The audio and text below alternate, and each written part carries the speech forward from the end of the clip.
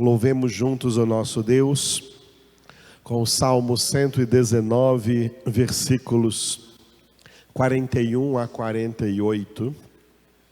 Amém?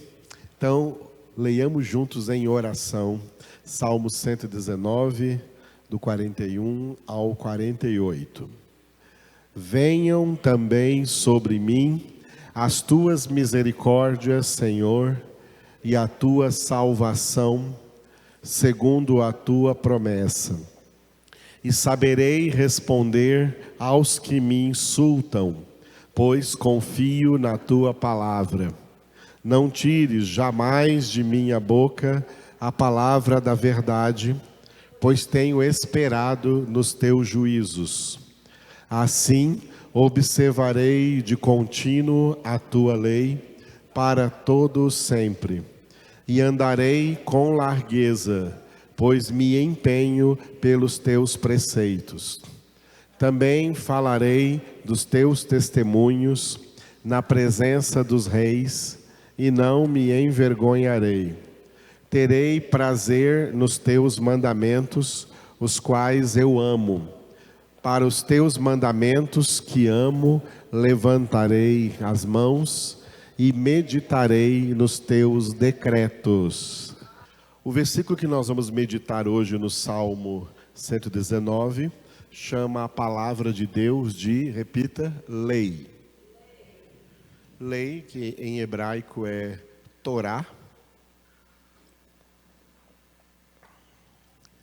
e na língua grega do Novo Testamento é nomos ou nomia, nomos ou nomia.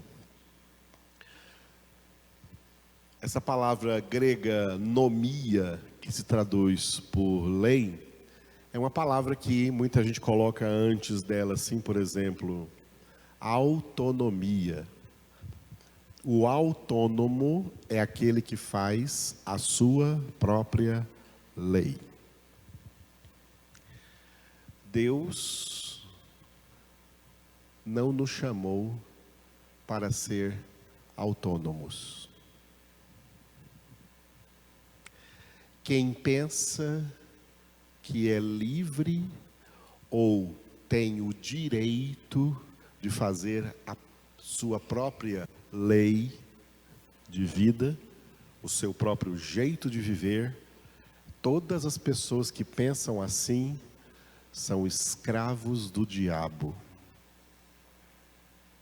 Eles pensam assim porque o diabo os enganou, e quem pensa que está vivendo do jeito que quer, que é livre para viver do jeito que quer, que é livre para fazer o que quiser, está debaixo do domínio total do diabo. E essa é uma das razões pelas quais está escrito que o mundo inteiro jaz no maligno. O diabo está montado e cavalgando a vida dessas pessoas que pensam: a vida é minha, eu faço da minha vida o que eu quiser. Sou eu quem mando na minha vida, ninguém e nem Deus se intromete. Eu faço o que eu quiser, eu escolho o que eu quiser, eu decido o que eu quiser. Todas as pessoas que vivem nessa convicção lastimável de vida estão sendo dominadas por Satanás. São pessoas possessas, possuídas pelo diabo. A palavra de Deus nos ensina que filhos de Deus não são autônomos. Filhos de Deus não têm autonomia sobre a própria vida. Filhos de Deus não fazem a sua própria lei. Filhos de Deus se submetem e se sujeitam à lei do Senhor, à palavra de Deus. Eu fico impressionado como todo mundo quer ir para o céu, mas quando está na terra, quer fazer o que quer. Depois que morre, quer ir para o céu, mas quando está na terra, quer fazer o que quer. Não se submete à vontade de Deus e nem quer saber qual é a vontade de Deus. Aqui na terra vive em total rebeldia a Deus, mas depois, quando morrer, quer ir para o céu. O céu é para quem não foi autônomo aqui na terra. Quem foi autônomo aqui na terra, fazendo a sua própria lei, então vamos ver se você consegue fazer uma lei para você ser salvo. Consegue? Quem foi autônomo na terra, não fica esperando que Deus depois lhe dê salvação, porque você não obedeceu à lei do Senhor, não obedeceu à palavra. Não tem lugar no céu para você. Você foi autônomo, então que você mesmo se salve, se você pode. Se você acha que pode reinar sobre a sua vida, então salve-se. Você pode se salvar? É uma incoerência pessoas quererem ir para o céu, enquanto na terra elas dão uma de autônomas. Sou eu quem mando na minha vida, eu que faço a minha própria lei. Essa vida aí, não foi nem você que criou. É Deus que a todos dá vida, respiração e tudo mais. Não para qualquer um andar por aí fazendo o que quiser, mas para obedecer a palavra de Deus. A única forma de ser livres, de ser salvos, de ser libertos, de ser verdadeiramente alegres no Senhor, é em submissão a Ele, é em obediência à sua palavra. Eu não tenho a minha própria lei. A palavra de Deus é a minha lei. Filhos de Deus são chamados filhos de Deus porque eles vivem aqui na terra de acordo com a palavra de Deus e depois são recebidos na glória. Foi o que Asaf disse no Salmo 73. Aqui na terra, Senhor, tu me guias com a tua palavra e depois tu me recebes na glória. Aleluia. Você é autônomo? Se você for, lamento dizer, está perdido. Não estou falando de autonomia com relação a trabalho, profissão, isso aí você pode ser. Mas com relação ao que você faz com a sua vida. A vida não é sua. Você não é dono da sua vida. A sua vida tem um dono. E ela deve estar sujeita a Ele em tudo. É por isso que a palavra de Deus é chamada de lei.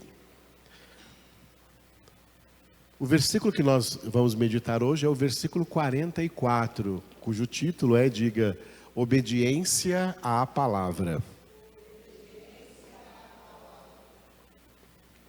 Vamos ler como ele está aqui em português. Depois vamos ver em hebraico, porque em português ele está bem leve em relação ao hebraico, tá? Em português está escrito assim, o salmista orou: assim observarei de contínuo a tua lei para todo sempre. Repito.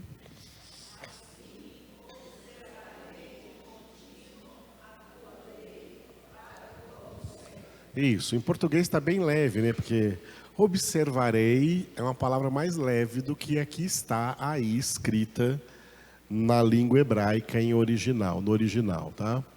Em hebraico está escrito Veshmirá Torat Hatamid Leolam Vaed, com letras em português. Então você tem assim, ó, primeira palavrinha lá em cima, diga Veshmirá. Essa palavra aí, Veshmirá, que foi traduzido aqui, ó, assim observarei, Não é nada disso. Aqui o salmista está dando uma ordem para si mesmo. Que eu obedeça. Não é assim observarei, é que eu obedeça.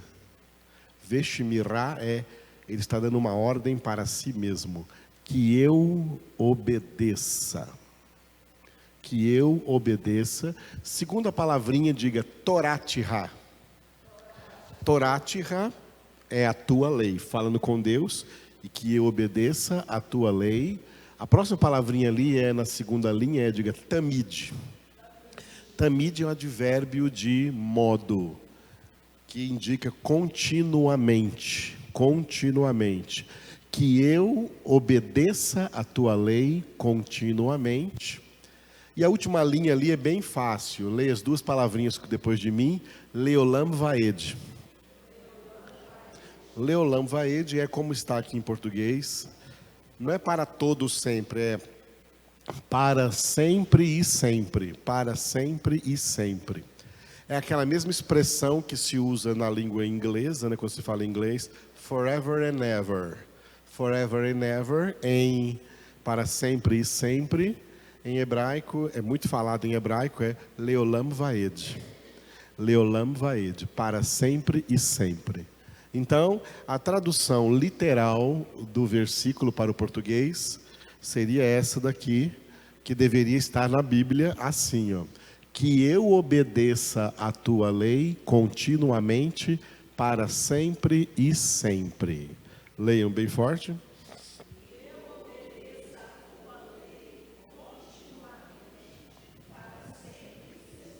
Muito bem.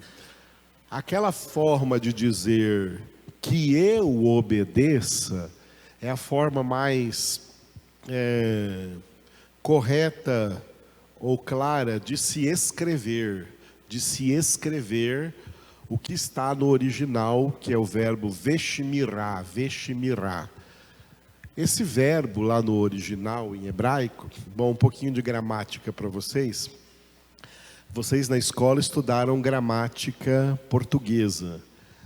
Aí, na gramática portuguesa existem verbos no imperativo, né? Imperativo. No português o verbo no imperativo ele é mais simples, porque o mesmo imperativo vale para todas as pessoas: eu, tu, ele, nós, vós, eles. Mas na gramática hebraica tem 4 imperativos. Ele usou aqui o primeiro imperativo, que na gramática hebraica se chama corrotativo. Corrotativo. Essa palavra corrotativo significa mexer na raiz. Corrotativo significa mexer na raiz. Tá? A palavra de Deus leva as pessoas que são de Deus a colocarem essa palavra lá na raiz da sua vida, lá na raiz da sua origem, tá? E é como se essa palavra fosse uma palavra do salmista dizendo para si mesmo, como se eu me olhasse no espelho e dissesse: Edivaldo, obedeça. Obedeça, imperativo, dando uma ordem para mim mesmo. Obedeça. Obedeça. O salmista, como homem de Deus tem 2 características importantes. Homem de Deus é aquele que conhece a Deus e, conhecendo a Deus, conhece a si mesmo. Quanto mais conhecemos a Deus, mais conhecemos a nós mesmos. Quanto mais conhecemos a Deus, vemos a sua santidade. E quanto mais vemos a santidade de Deus, mais vemos a nossa pecaminosidade. Quanto mais vemos a grandeza de Deus, mais enxergamos a nossa pequenez. Quanto mais enxergamos que Deus é tudo, mais enxergamos que somos nada. É por isso que as pessoas que não conhecem a Deus, elas vivem por aí se achando. Elas se acham grandes, elas se acham o máximo, elas se acham importantes. Não diga para elas que elas são pecadoras, que elas vão ficar zangadas. Elas não se acham pecadoras, elas não enxergam o seu pecado. Elas se acham importantes, elas se acham grandes, elas se acham justas, elas acham que não estão fazendo nada de errado, elas acham que está tudo bem na vida dela. Sabe por quê? Essas pessoas estão nas trevas, estão na escuridão, elas não estão enxergando, elas não têm Deus. 1 João capítulo 1 diz: Deus é luz e nele não há treva alguma. Quando Deus chega na nossa vida, Ele ilumina a gente de tal forma que nós passamos a enxergar a nós mesmos. E quando enxergamos a nós mesmos, a primeira coisa que o Espírito Santo faz na vida de um pecador é convencê-lo de pecado. Não é convencê-lo de amor, não é convencê-lo que Deus o ama, é convencê-lo que ele é um pecador. Pecador merecedor de condenação, pecador digno de condenação. Por isso que a experiência de conversão de todos os homens e mulheres de Deus que a gente vê na Bíblia, é uma experiência onde eles se humilham diante da mão poderosa de Deus, aonde eles se humilham, se quebrantam, se prostram diante de Deus, porque eles começam a enxergar quem eles são. E os homens que não enxergam a Deus, também não enxergam a si mesmos, e por não enxergar a si mesmos, se acham o máximo. É isso que o diabo opera. A pior das idolatrias, toda idolatria procede de Satanás. E a pior das idolatrias, a idolatria que é a idolatria chefe de todas as idolatrias, se chama a egolatria. A adoração de si mesmo. Quem não conhece a Deus, quem coloca no altar da sua vida o seu próprio ego, o seu próprio eu, ele adora a si mesmo. E aí ele vai angariando ídolos na vida, ídolos inferiores, que façam a sua vontade, que tragam a ele a alegria, que tragam a ele felicidade. Na verdade, através de todos esses ídolos, ele está servindo a si mesmo, ele está adorando a si mesmo, é o ego. Por isso o salmista, como homem de Deus, que conhece a Deus e conhece a si mesmo, ele está dando uma ordem para si mesmo: obedeça à lei do Senhor. Obedeça a palavra de Deus. Obedeça a palavra de Deus. O pecado que contaminou a natureza humana, a raça humana na sua origem, por isso se chama pecado original, ele trouxe vários danos à alma humana. Vários danos. Hoje vamos falar de um desses danos. O pecado causou na alma humana, o desprazer em obedecer a quem quer que seja, a Deus ou a homens. Ninguém gosta de obedecer nem a Deus e nem a homens. A alma humana, ela não é inclinada a obedecer. Pelo contrário, ela é desinclinada a obedecer. A alma humana contaminada pelo pecado, ela só quer fazer o que ela quer e não o que outros mandam. Sejam os pais, sejam chefes, sejam professores, sejam pregadores, seja o próprio Deus. Não, a alma não quer obedecer nada disso. Eu só quero obedecer o que eu mesmo estou mandando na minha vida. Por isso que eu falei antes aqui da autonomia. Por que todo mundo quer ser autônomo? Por que todo mundo quer mandar na sua própria vida? Porque não gosta de obedecer a outros. Não gosta de obedecer a outros. É tanto que as pessoas só obedecem se tiver alguma vantagem em troca dessa obediência, ou se tiver debaixo de alguma ameaça.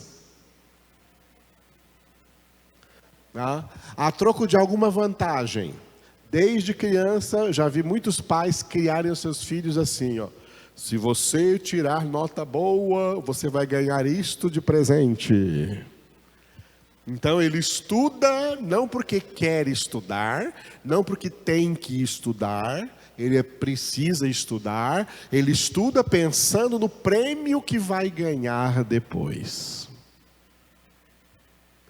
Por interesse. Tá? Essa é a corrupção da alma, toda alma é corrupta. Corrupção não é uma coisa de uma pessoa, de um político, de um grupo, de um partido. Corrupção é humana, é de todos os homens. Jeremias 17:9. Enganosa é a alma, enganoso é o coração, mais do que todas as coisas, e desesperadamente corrupto. Quem o conhecerá? Esse coração corrupto, ele não se inclina para obedecer, não. Ele aceita obedecer se ele tiver alguma vantagem que levar. Se ele ganhar alguma propina para obedecer. O que eu vou ganhar se eu obedecer? Porque de todo o coração eu não obedeço, não. Eu só vou obedecer se eu ganhar alguma coisa com isso. O que eu vou ganhar com isso? O que eu vou ganhar com isso? Dependendo do que eu for ganhar com isso, eu obedeço. Isso não é obediência, tá? Isso não é obediência. Ou quando está sob pressão, né? Sob ameaça. É isso que acontece, por exemplo, no mundo do militarismo. No mundo do militarismo, o soldado raso que entra lá no exército, ou marinha, ou aeronáutica, tem que obedecer, né? Tem que aprender à força a obedecer. Se não obedecer o que o sargento manda, o que o tenente manda, o que o coronel manda, vai para a cadeia. Então, por medo, você vê os militares todos assim cheios de disciplina, é porque são pessoas naturalmente disciplinadas? Não, é porque estão debaixo de uma pressão, debaixo de uma força externa, debaixo de ameaça. Ai de mim se eu não obedecer, eu estou no sal. Então, a alma humana corrupta, corrompida pelo pecado, ela só se submete a obedecer dependendo da vantagem que ela vai ganhar com isso, ou se tiver debaixo de pressão, debaixo de ameaça. Muita gente busca a Deus quando a sua vida está em perigo, uma enfermidade terrível, e aí problemas, e ela busca a Deus de todo o coração, aí Deus cura, e eles vão viver a sua autonomia depois. Agora eu estou livre. Vão viver do jeito que eles querem. Isso acontecia com o próprio povo de Deus. É só você ler o livro dos Juízes. Quando você lê o livro dos Juízes, aqui no Antigo Testamento, depois de Josué, o livro dos Juízes era assim, tá? O povo tinha um juiz que Deus colocava lá, como Gideão, por exemplo, e outros mais, Jefté e outros mais juízes da época. Durante o tempo que o povo tinha um juiz, e esse juiz pregava para eles a lei do Senhor, né? Ficava tudo bem com eles. Aí esse juiz morria. Depois que esse juiz morria, o povo se desviava. Sem juiz, sem palavra, significa sem palavra de Deus, o povo se desvia. A alma se desvia sem a palavra, tá?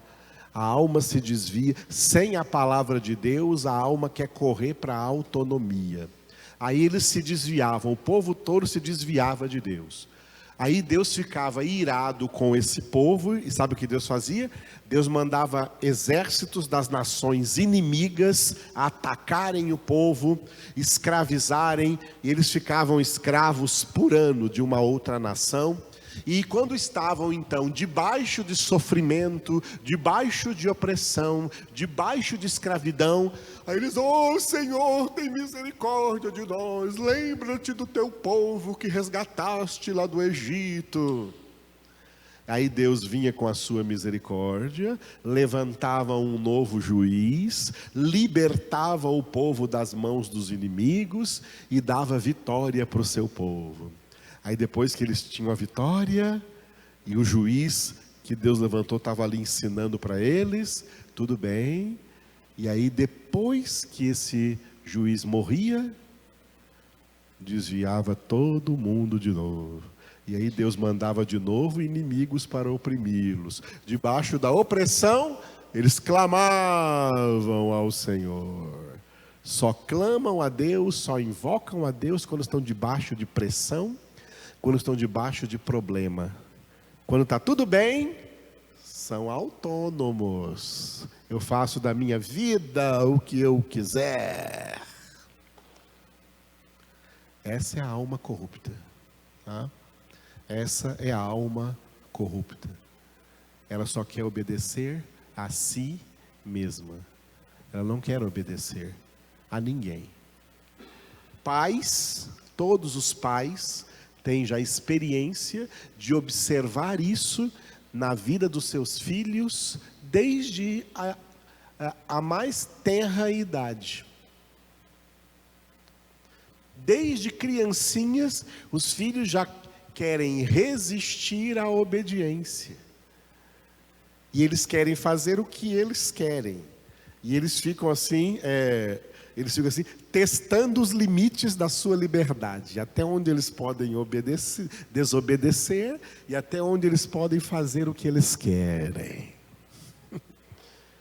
É o pecado. Pensa que criança não tem pecado? O pecado está aí. O pecado da rebeldia. A Bíblia diz que o pecado da rebeldia é semelhante ao pecado da feitiçaria. A rebeldia é uma feitiçaria. A rebeldia é um feitiço do pior dos feiticeiros, Satanás, que lançou esse feitiço sobre a alma humana. E a alma humana, ela é naturalmente rebelde. Ela não tem alegria de obedecer. Ela só obedece se for forçada por alguma coisa, seja alguma coisa que ela tenha como positiva. Ela tem que ter uma motivação para obedecer, ou tem que ter uma pressão para obedecer. Tudo isso é o que Deus não quer nos seus filhos.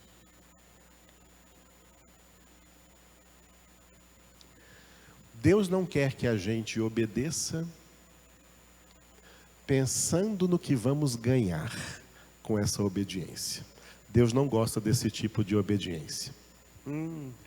Está me obedecendo só pensando no que vai ganhar. Deus não gosta desse tipo de obediência. Deus também não gosta de obediência por pressão. Está me obedecendo agora só porque está pressionado. Está com medo. Está debaixo de pressão. Só por isso está me obedecendo. Deus sabe. E Ele não gosta desse tipo de obediência.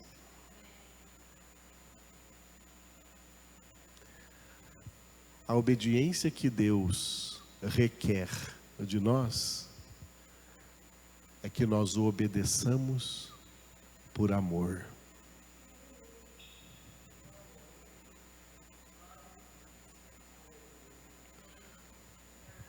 Deus quer que nós o obedeçamos porque o amamos. É isso que significa o principal de todos os mandamentos da Bíblia. Amarás o Senhor teu Deus de todo o teu coração, de toda a tua alma, com todas as tuas forças.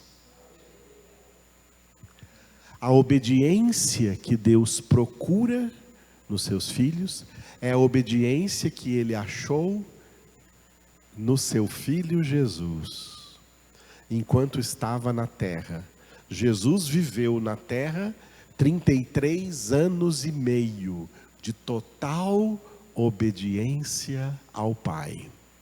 Foi obediente em tudo, até a morte e morte de cruz. Por isso Deus o exaltou soberanamente e lhe deu o nome que está acima de todos os nomes, para que ao nome de Jesus se dobre todo o joelho no céu, na terra e debaixo da terra, e toda língua confesse para a glória de Deus Pai que Jesus Cristo é o Senhor. Foi por isso que quando Jesus voltou ao céu, se cumpriu o Salmo 110:1, o Pai disse para ele: venha meu filho, assenta-te aqui, à minha direita, até que eu ponha todos os teus inimigos debaixo dos teus pés. Jesus é o nosso modelo de obediência, da obediência que Deus quer. Jesus obedeceu em tudo ao Pai, porque Jesus ama o Pai.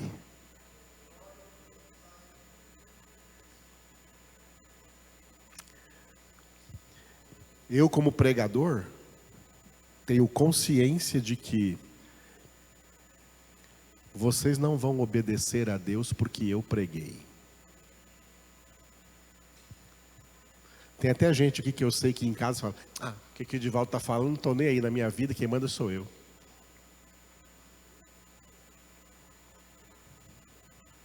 Eu não espero que você obedeça a Deus pelo que eu estou pregando. Os eleitos de Deus vão obedecer a Deus porque o amam. Porque o amam. Quem não obedece a Deus, simplesmente é porque não o ama. Quem não ama a Deus, não obedece a Deus. E o céu é o lugar preparado. Vem à noite que eu vou dar para vocês detalhes importantes sobre a Nova Jerusalém. Como é o lugar preparado, que Deus tem preparado, diz a Bíblia, para aqueles que o amam. Não é para todo mundo. O céu não é para todo mundo, é para aqueles que o amam. É para aqueles que o amam. Agora, nem olhos viram, nem ouvidos ouviram, nem o coração humano imaginou o que Deus tem preparado para aqueles que o amam. Quem ama a Deus, obedece a Deus. A Bíblia diz: não amemos de palavras, nem com a língua, mas por atos e em verdade. O amor se prova com atos. O amor a Deus se prova com atos de obediência a Ele, de obediência a sua palavra. Você ama o que você tem como tesouro. Por isso Jesus disse: onde está o teu tesouro, aí está o seu coração. É isso que você ama. Você ama o que é o teu tesouro e você serve ao teu tesouro. Se o teu tesouro é o Senhor, então você ama o Senhor, e você serve ao Senhor, e você obedece ao Senhor. Se o teu tesouro não é o Senhor, é outra coisa, é essa coisa que você vai amar, que você vai servir, que você vai manter na sua vida. Deus quer uma obediência amorosa, obediência de quem o ama. Essa obediência é definida por Jesus como a verdadeira adoração em espírito e em verdade. Quando Jesus conversou com a mulher samaritana, João capítulo 4, e disse: o Pai procura verdadeiros adoradores, que o adorem em espírito e em verdade.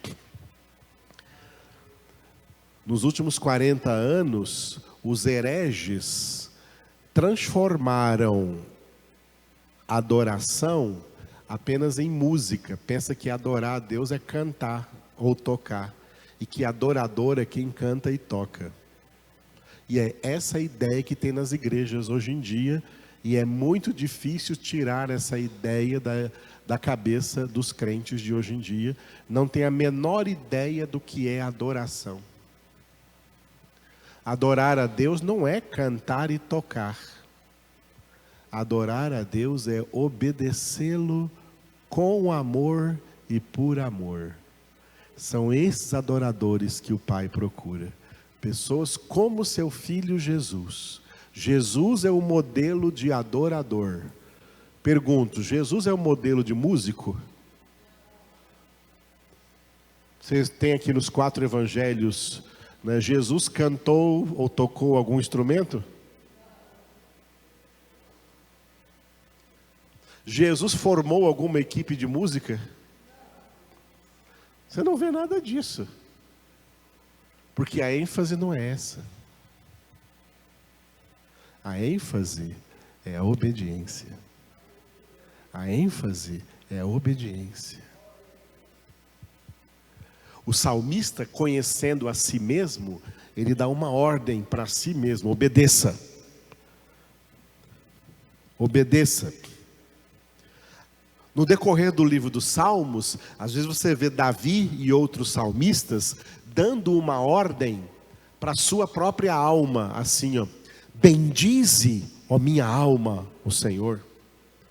Por que ele está dando uma ordem para a própria alma bendizer o Senhor?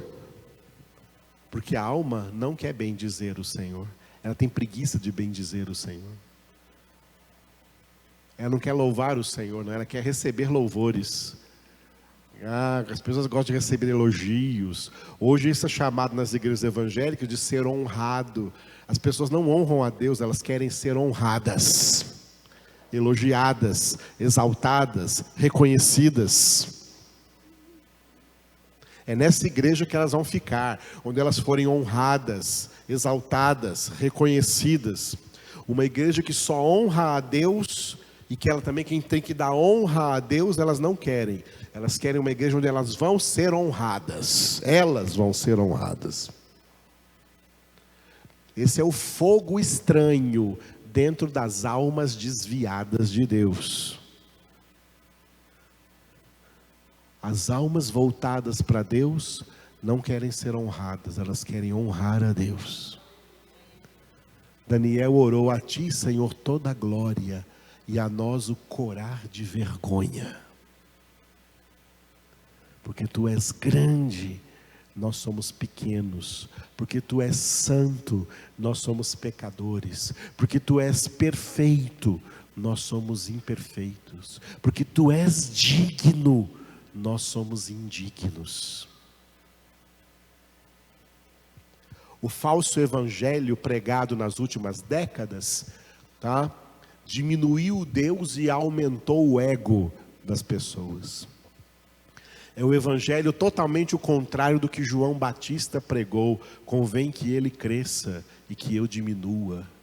O evangelho pregado nas igrejas que estão fazendo sucesso hoje em dia aí, e que angariam multidões, são as que falam de acordo com a alma decaída. Eu quero crescer, eu nasci para ser grande, para ser cabeça e não cauda. Pessoas empoderadas, cheias de si mesmas, de vanglória, vaidade, orgulho, soberba. Deus resiste todas elas, porque Deus resiste os soberbos.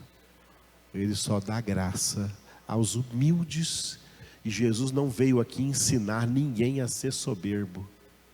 Ele disse: aprendei de mim, que sou manso e humilde de coração, e achareis descanso para as vossas almas. Então, o evangelho verdadeiro é muito diferente. E é essa palavra aqui que nós temos que obrigar a nossa própria alma a obedecer e levá-la a obedecer por amor ao Senhor. Hoje eu estava meditando na minha oração pela manhã, na pergunta que Jesus fez a Pedro: Pedro, tu me amas mais do que esses? Tu me amas? Porque o Senhor quer obediência por amor. Ele quer obediência por amor. Se você o ama, você vai obedecê-lo. Se você não o ama, você não vai obedecê-lo. E se obedecê-lo, vai ser por outros motivos e não por causa do amor. E aí essa não é a verdadeira adoração, essa não é a verdadeira obediência, ela não vai valer de nada. A obediência tem que ser por amor ao Senhor. Então, no processo da nossa santificação, nós vamos perceber o seguinte: na medida em que alguém se santifica, ela vai sentindo menos desprazer em obedecer e mais prazer em obedecer.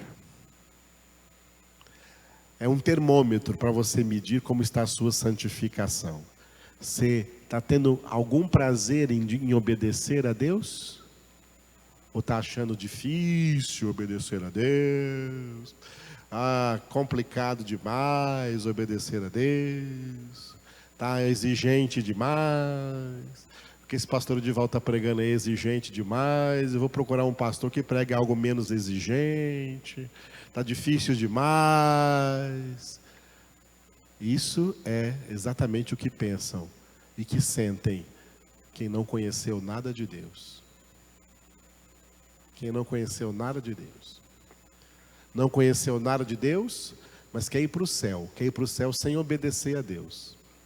Quer ir para o céu sendo autônomo. Filhos de Deus não são autônomos. Não fazem a sua própria lei. Filhos de Deus obedecem à lei do Senhor. Eu tenho consciência e convicção que aqui eu não prego nenhuma outra lei. Eu não invento nenhuma outra lei. Tem igrejas que inventam leis, as leis denominacionais. Aqui não tem lei denominacional. A única lei que nós pregamos aqui é a lei do Senhor. É a palavra de Deus. A palavra de Deus. Quando que eu vou gostar de obedecer a palavra? Na medida em que eu me santifico. Na medida em que eu me santifico, a santificação vai substituindo o desprazer em obedecer pelo prazer em obedecer. Pelo prazer em obedecer. Por quê? Porque na medida que eu me santifico, Romanos capítulo 5, versículo 5, vai se manifestando na minha vida. O amor de Deus é derramado em nossos corações pelo Espírito Santo que nos foi outorgado, para com esse amor amarmos a Deus. 1 João, amamos porque Deus nos amou primeiro. Na medida em que amamos a Deus, transformamos esse amor em atos de obediência. Expressamos esse amor obedecendo a palavra. Expressamos esse amor evitando desobedecer. Sempre teremos à nossa frente, sempre teremos à nossa frente, provas nas quais pensamos que temos a opção de desobedecer, mas não temos. Nós temos a ordem de obedecer. Temos a ordem de obedecer. Uma vez, pregando uma coisa semelhante a essa, um aluno citou para mim lá o Antigo Testamento, mas pastor, Deus disse assim, eu coloco diante de ti a bênção e a maldição, quer dizer, você pode escolher qualquer uma delas. Não, senhor. Vai ver o texto direito, o que está escrito lá, você não leu direito.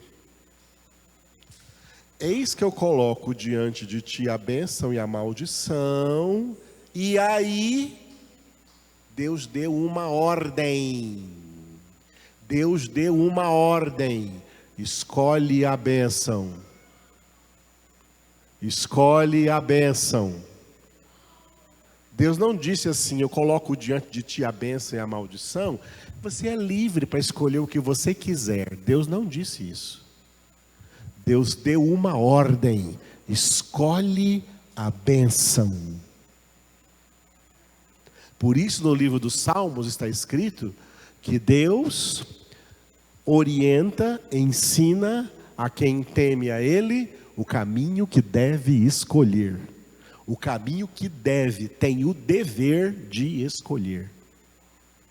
Escolhe, pois, a bênção. Então, diante de ti está a obediência e a desobediência. Escolhe a obediência. Se você ama o Senhor. Agora, se você não ama, não adianta pregação nenhuma na sua vida, palavra nenhuma na sua vida, porque a sua falta de amor a Deus nunca vai fazer de você alguém obediente ao Senhor, e também não vai estar no céu, é claro. O salmista entende que ele é um homem de Deus, e como homem de Deus, então ele ordena a sua alma, que eu obedeça, Senhor, a tua lei continuamente, durante toda a minha vida. Leolam Vaed, para sempre e sempre. A palavra de Deus foi revelada para ser obedecida.